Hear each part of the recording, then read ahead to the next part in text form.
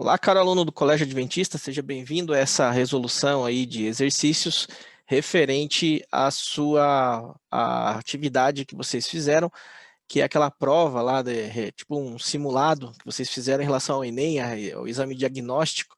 Então vamos resolver algumas questões relacionadas à prova, né, que vocês fizeram relacionado ao curso de Física, ok?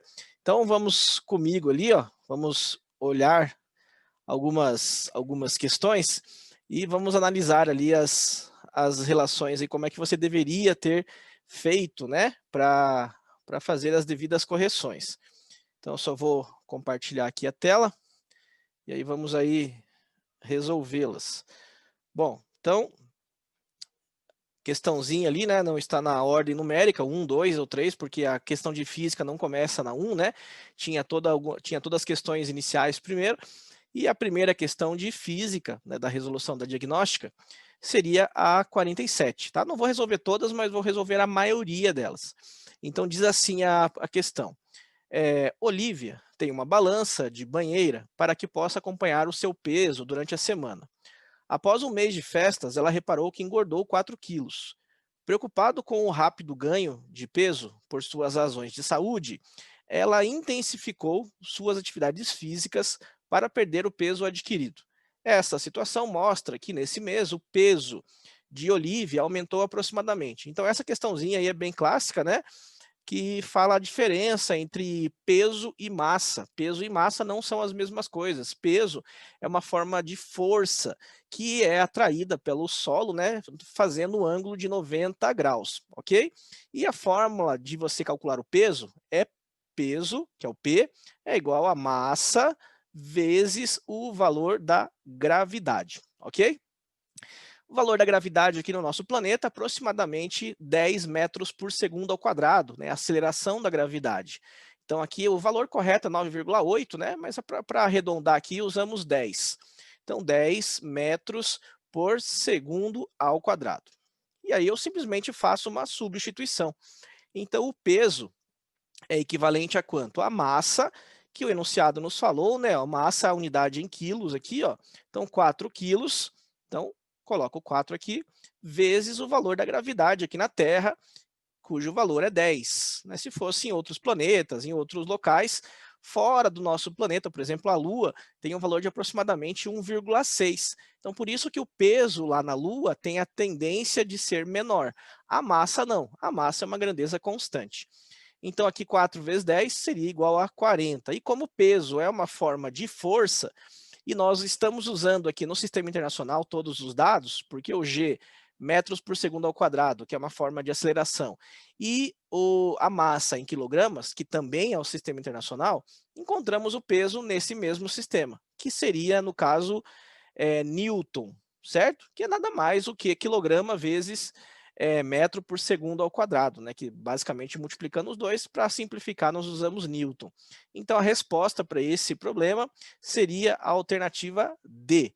Tranquilo? Questãozinha bem simples, bem fácil, né? Que espero que vocês tenham compreendido agora, ok? Então vamos à próxima ali. Ó. Próxima questão é 48. Então, anunciada a descoberta do novo planeta suscetível de ter vida. Um novo planeta chamado Ross 128b foi descoberto em torno de uma estrela na constelação de Virgem, localizada a apenas 11 anos-luz. Anos-luz é uma unidade de distância, tá bom, pessoal? Não é de tempo. Embora essa palavra anos aí você tenha a tendência de pensar que é tempo, mas anos-luz é a unidade de distância do sistema solar. Um ano-luz equivale a 9.460 bilhões de quilômetros. De acordo com essa notícia, qual é a notação científica, a distância aproximada em metros entre o sistema solar e a estrela em torno da qual orbita esse novo planeta, ok? Bom, vamos pegar os dados ali então. Eu sei que um ano-luz equivale a 9.460 bilhões de quilômetros, ok? Vamos lá, vamos pegar os nossos dados aí então. Então eu tenho aqui, ó, apenas 11 anos-luz, certo? É a distância deste planeta, né, do nosso sistema solar, né, localizado a apenas 11 anos-luz. E também o enunciado nos diz que um ano-luz equivale a 9.460 bilhões de quilômetros. Então vamos anotar isso aqui, que essas coisas vão ser importantes. Então, vamos abreviar o AL como anos-luz. Tá? Então eu sei que um ano-luz equivale a 9.460 bilhões. No lugar do bilhão, eu vou trocar por 10 elevado à nona potência, né? Ó, 1.000, milhão, bilhão. Cada uma dessas que eu falei equivale a 10 ao cubo. Então, 1.000, 10 ao cubo. Milhão, 10 à sexta. Bilhão, 10 à nona. Então, eu posso trocar aqui, ó, né? Ó, 10 elevado à nona potência, ok? Só vamos arrumar isso aqui, que esse 1 ali não ficou bonito, né? Bom, vou deixar assim. Então, 9.460 vezes 10 à nona bilhões de quilômetros, ok? Só que o enunciado me perguntou em metros. E aí, como é que eu faço para transformar quilômetros em metros?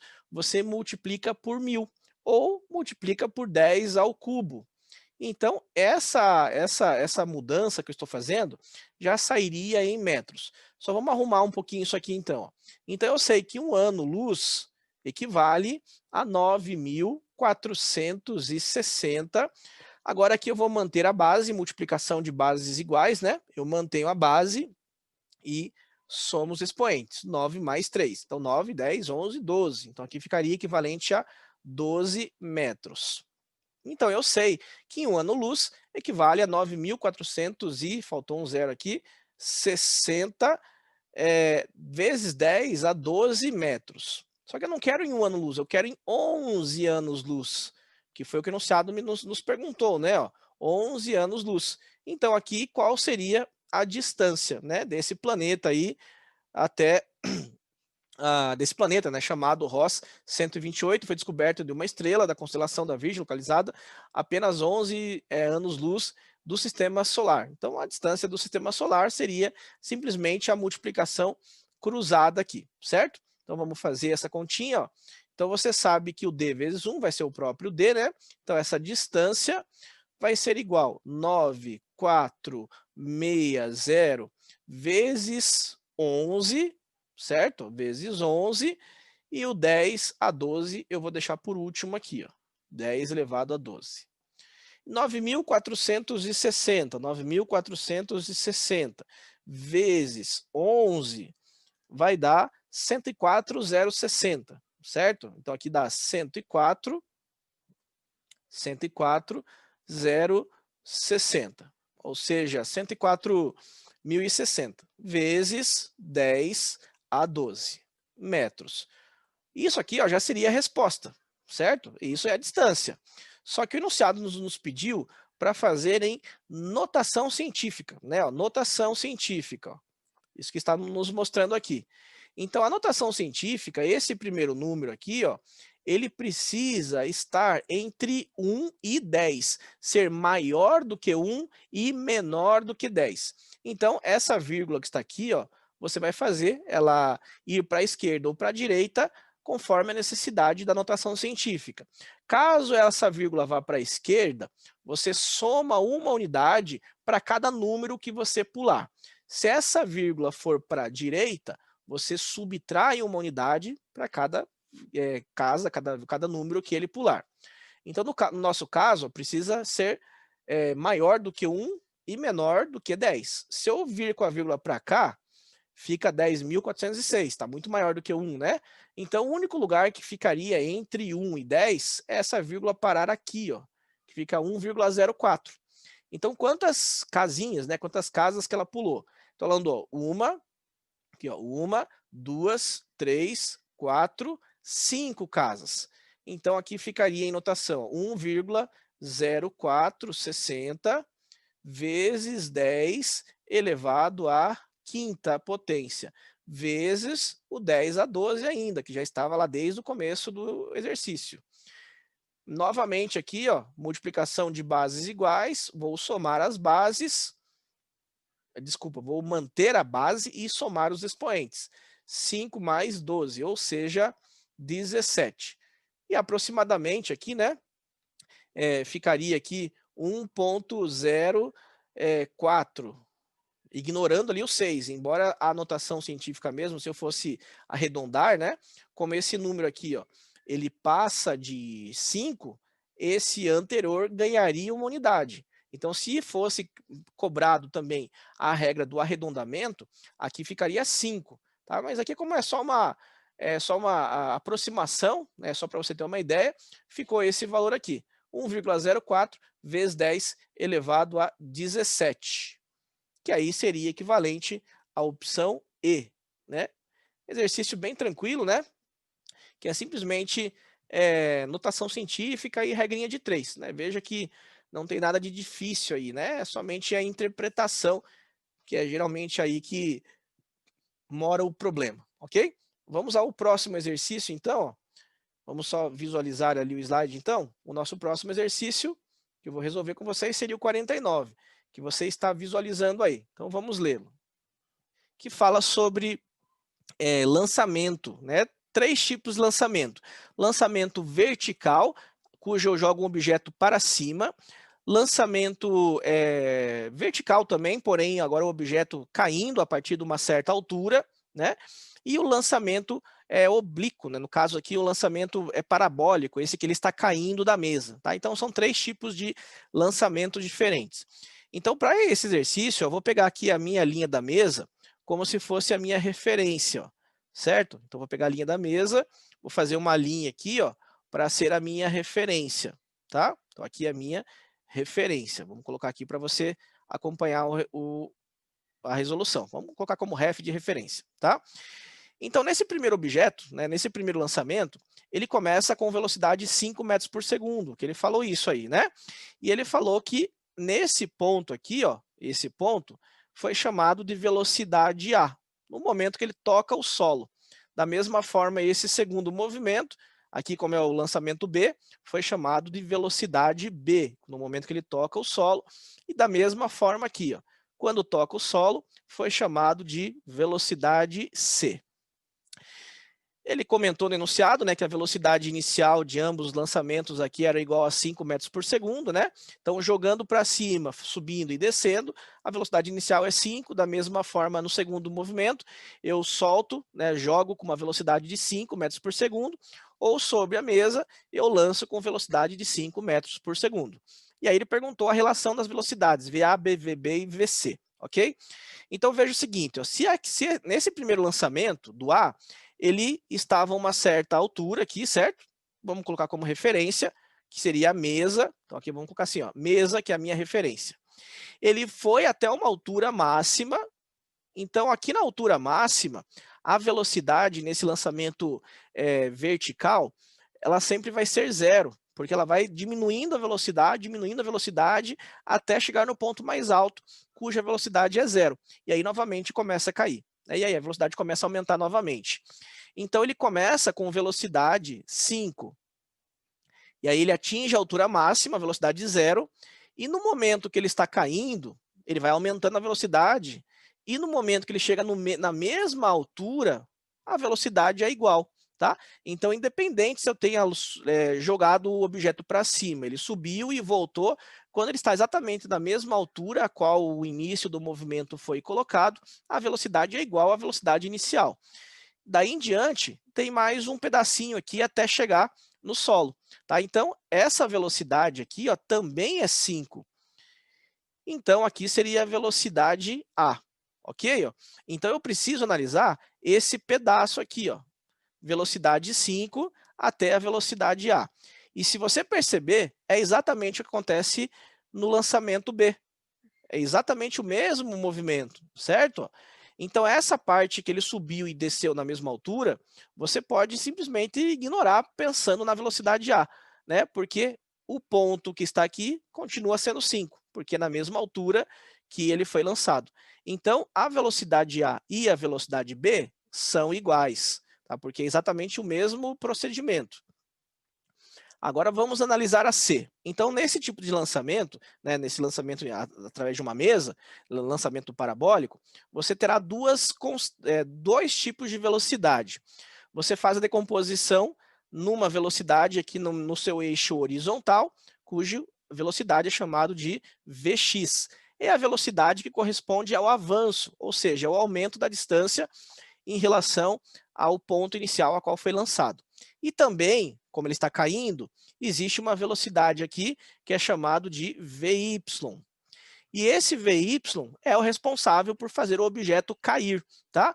Nesse movimento Vx, você trabalha com fórmula do MRU, movimento retilíneo uniforme.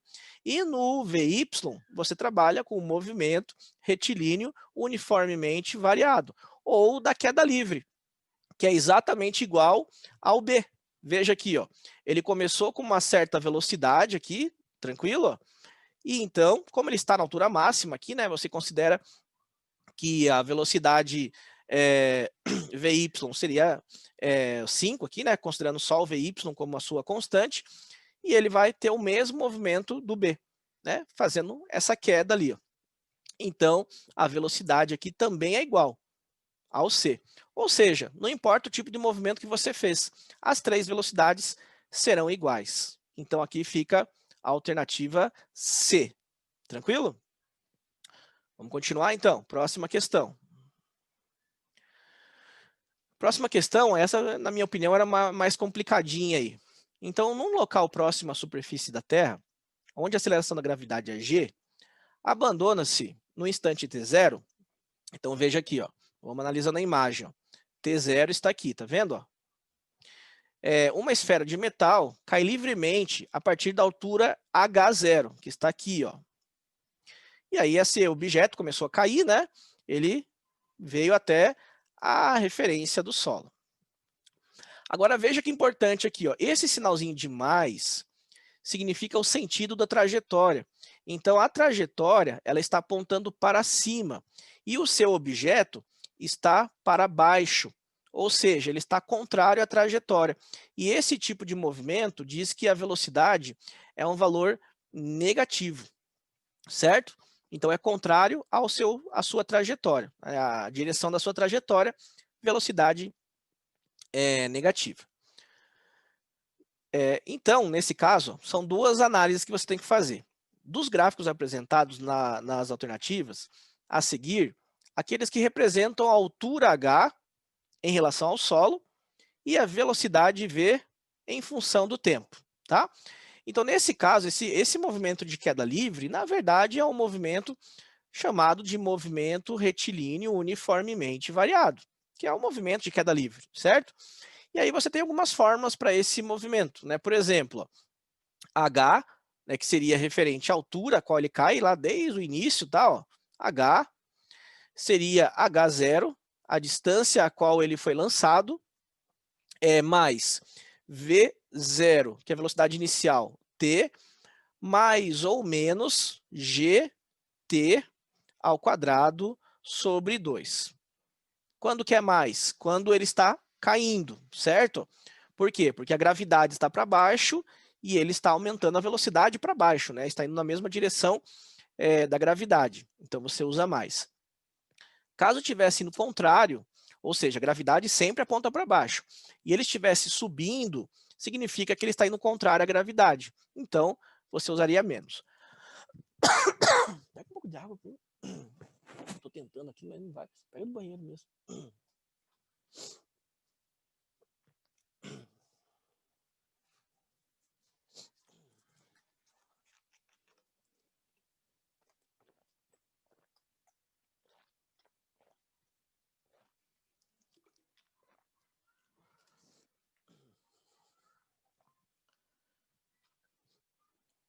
Ok, então? Então é bem simples você pensar nisso. Aí tem uma outra fórmula, que é essa aqui, ó. Velocidade final é igual à sua velocidade inicial, mais ou menos, mesma explicação, gt. E ainda uma outra importante, né? Que é velocidade final ao quadrado deve ser igual velocidade inicial ao quadrado mais ou menos 2 vezes o valor da aceleração da gravidade vezes o valor da altura. Tá? Então, algumas dessas fórmulas aí, né, são relacionadas a esse pensamento. Agora, veja o seguinte, ó. Todas as fórmulas que falam sobre a sua velocidade, né, ó, por exemplo, desculpa, sobre a sua altura, então, ó, veja, apareceu a altura aqui, ó, tá vendo? E apareceu a altura aqui. E essas fórmulas que aparecem a altura, elas são equações de segundo grau. Por quê? Ó? Porque o tempo aqui, ó, está elevado ao quadrado, que é o maior expoente. Da mesma forma, esse aqui, ó, a velocidade, que é o maior expoente, está elevado ao quadrado. E equações de segundo grau, elas são formadas por gráficos parabólicos, podendo ser com concavidade para baixo, certo? Ou concavidade para cima. No nosso caso, pensando no MRUV, no movimento de queda livre, nós pensaremos desse jeito aqui, ó, a equação de segundo grau com a parábola voltada para cima. Então, com isso, ó, você já exclui algumas opções em relação à primeira, né, que é relacionado à altura. Então, essa aqui, ó, não pode ser, né, não está seguindo esse padrão, porque aqui, ó, você colocaria o seu gráfico, tá vendo? Então, bem aqui, ó, você colocaria o gráfico. Ó. Então, é justamente a parte que você tem ou na opção A ou na opção D. Então, já corta a B, já corta a C e já cortaria a E. Tranquilo? Então, ficou entre a A e a D. Agora, para analisar entre a A e a D, você sabe o quê? Que o objeto caindo, ele está aumentando a velocidade. E aí, nesse gráfico D aqui, ó, da velocidade, ele está constante. Qualquer ponto que você pegue aqui, ó, em relação ao tempo, por exemplo, aqui é T1, ó. Então aqui estaria o ponto 1 com essa velocidade. Se eu pegasse o segundo ponto, aqui é T2, teria o mesmo valor da velocidade. Então, quando a sua velocidade não é alterada, você tem um movimento retilíneo uniforme, que não é esse gráfico aqui. Então, o gráfico ou precisa estar subindo, ou precisa estar descendo, tá? Se ele for com velocidade na mesma direção da trajetória, o gráfico estaria subindo. Velocidade em direção oposta à trajetória, então aqui seria a velocidade positiva, né? Por exemplo, ó, direção para um lado e o deslocamento para o mesmo lado. Agora, se o deslocamento e direção forem sentidos opostos, a sua velocidade, igual eu comentei no início, é negativa. Então, o seu gráfico precisa estar descendo. Ou seja, sobrou aqui a opção A como resposta, certo? Esse gráfico descendo aqui. Tranquilo? Então, respondeu aí a pergunta, a questão A, a alternativa A dessa questão, na minha opinião, uma das mais difíceis da prova aí. Próxima questão, fala sobre, que a questão 51 ficou cortado aqui, ó, mas diz assim.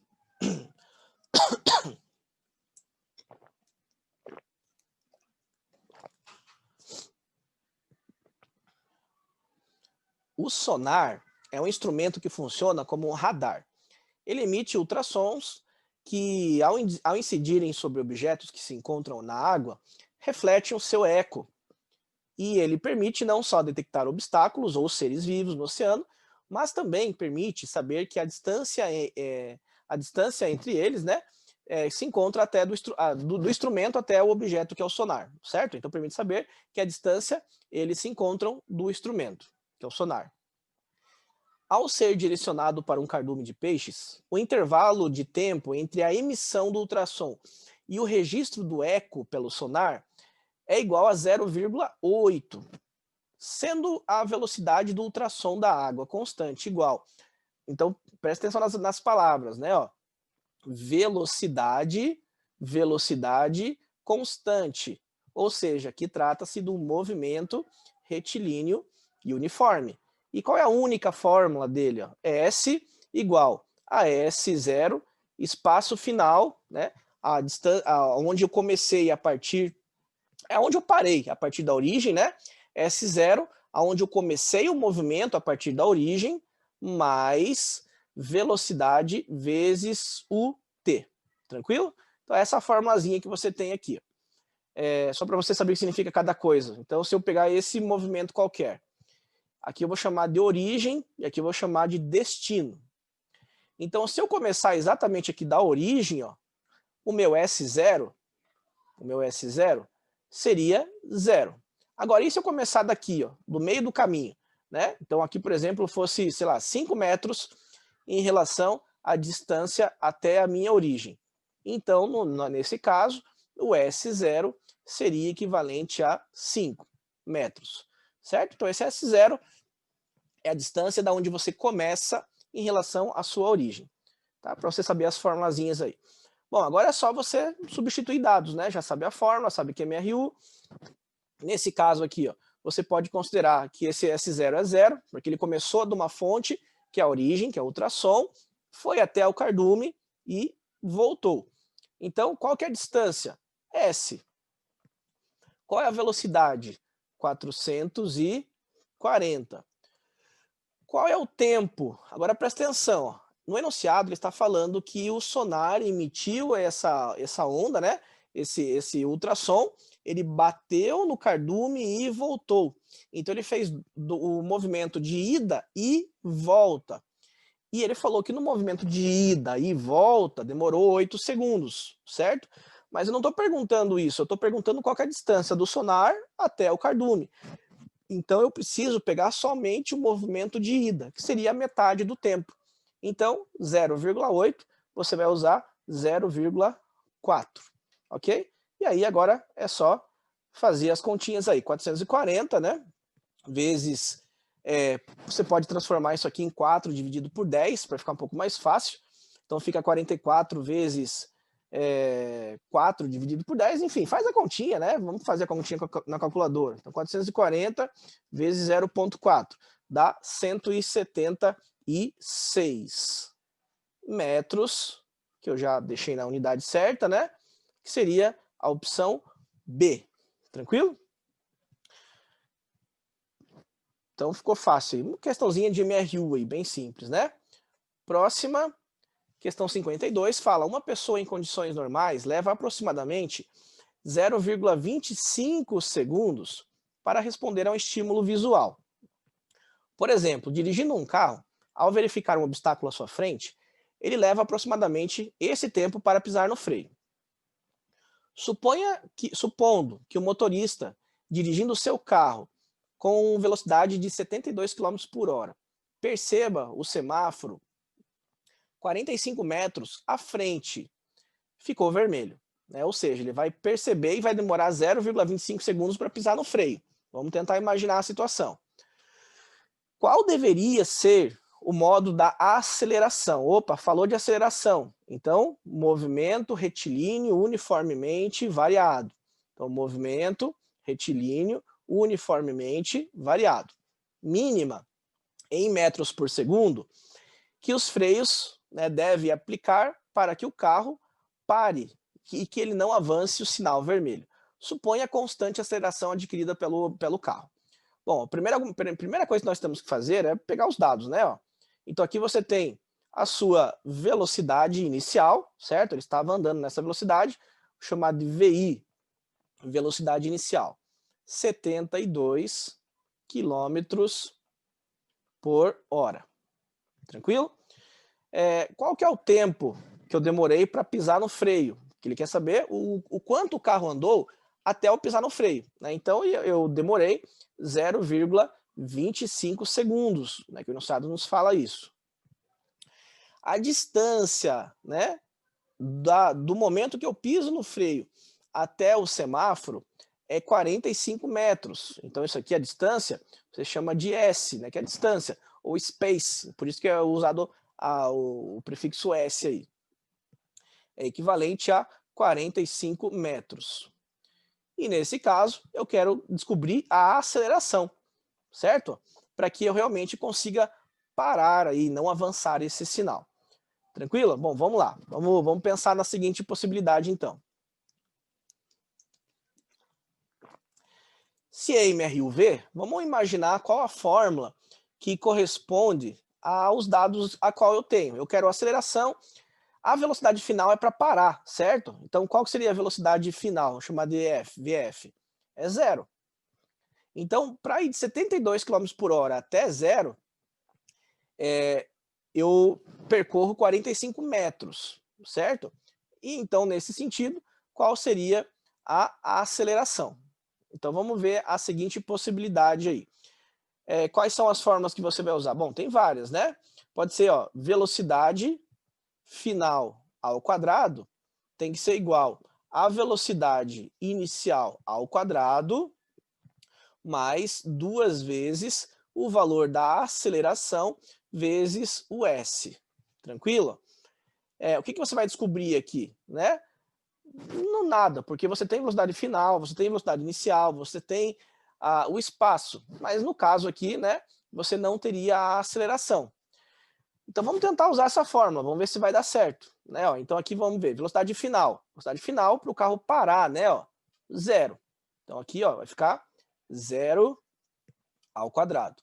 É igual à velocidade inicial, 72 km por hora. Agora veja o seguinte, ó, eu quero encontrar essa aceleração em metros por segundo ao quadrado, sistema internacional. E a minha velocidade não está no sistema internacional. Então eu preciso transformá-la para metros por segundo. Como é que eu faço? Eu divido por 3,6, ok? Que é a constante para fazer a mudança de quilômetros por hora para metros por segundo. Então aqui 72 dividido por 3,6 será equivalente à sua velocidade em metros por segundo. Então aqui vai dar 20 metros por segundo. Se eu quisesse transformar em metros por segundo para quilômetros por hora, eu multiplicaria, faria a conta inversa, né? Então aqui fica 20 ao quadrado, mais 2a, e o espaço que ele percorre é 45 metros, ok? Bom, agora ficou fácil, né? Então a aceleração, 20 ao quadrado, né, que vai passar para cá com o sinal negativo, né? Ó, 20 ao quadrado, dividido por 2 vezes 45, que depois vai passar dividindo, né? Então 2 vezes 45 é 90. Então você vai simplesmente fazer essa continha aí. 20 ao quadrado, dividido por 90. Então 20 ao quadrado, né, 20 vezes 20, dividido por 90, você vai encontrar o valor ali de 4,44 aproximadamente. E aí sim no sistema internacional, metros por segundo ao quadrado. Ok? Então aqui, ó, você tem o quê? Esse é o que é o valor da aceleração. Então qual que é o valor mínimo aqui para que você consiga parar? Bom, menor não pode ser, porque senão eu ultrapasso este ponto. Então tem que ser ou esse valor, ou o mais próximo possível, maior a ele, que no caso seria a opção C. A D, ó, pararia o carro, aí também pararia, né? Mas a freada seria muito brusca, talvez, né? Então isso também não é muito interessante. Então, pensando nessa situação, o 5 aqui seria o mais adequado. Ok? Então, opção C, movimento retilíneo uniformemente variado. Usei a equação de Torricelli aí, né? Que não aparece o tempo. Professor, para que eu usei o 0,25 lá? Para nada, né? Porque ele só falou que eu demoro 0,25 segundos para parar o carro. Aliás, para ter uma resposta a alguma coisa. E aí, então, ó, finalizamos a nossa apresentação aí, né? Então, finalizamos a nossa apresentação, né, a nossa aula. Espero que você tenha gostado, né, aprendido aí como que se resolveria esses exercícios, questõezinhas bem importantes aí relacionado a questões do Enem, vestibular, que eu tenho certeza que você estará visualizando aí nas provas que vocês estarão fazendo em relação a testes seletivos. Ok? Então, grande abraço e qualquer dúvida, né, procure o teu professor aí, eu tenho certeza que ele vai te ajudar. Grande abraço.